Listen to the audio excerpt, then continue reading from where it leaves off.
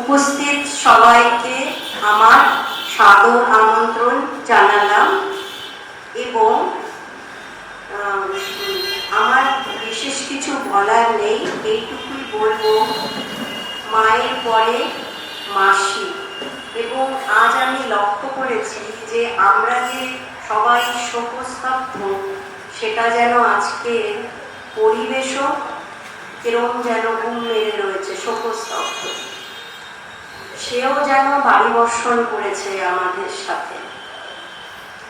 আর আমার বিশেষভাবে বলার যে উনি কখনো বিপদে কোনো দিন ঘাবড়াতেন না।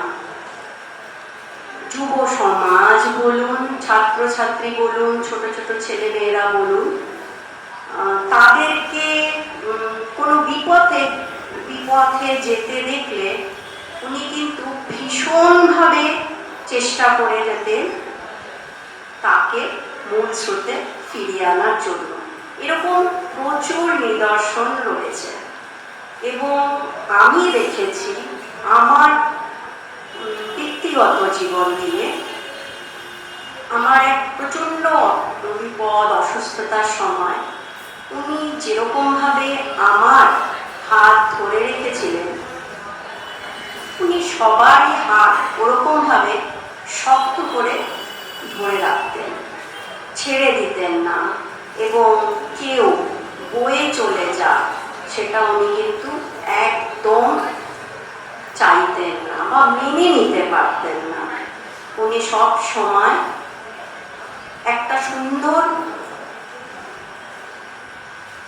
পরিবার সমাজ হোক সেটা চাইতেন, যার জন্য উনি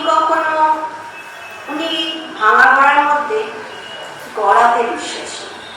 সব সময় বলতেন যে আমি ওনার ভীষণ কাছে, মানে ওনার নিজের মেয়ে আমার বোন সোনা এখনো বলে, মা তোকে বেশি ভালোবাসত। আমার মা চলে যেতে আমি যত না ভেঙে পড়েছি, আমার মাসি চলে যেতে সত্যিই আমি খুব ভেঙে পড়েছি। কারণ উনি একজন স্তম্ভের মতন আমার পিছনে দাঁড়িয়ে থাকতেন।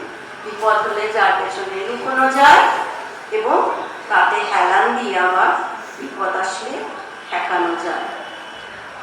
এর থেকে আর কি বলবো, উনি গড়ায় বিশ্বাসী, মানে সারা জীবন বলতেন একটা কিছু তৈরি করতে অনেকটা সময় লাগে, কিন্তু ভেঙে দিতে একটুকু সময় লাগে না। তাই ধৈর্য ধরো এবং সবকিছু গড়ার মধ্যে উনি বিশ্বাস রাখতেন।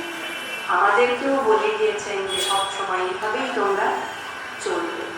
আমি আমার শ্রদ্ধা জানালাম, সবাইকে আমার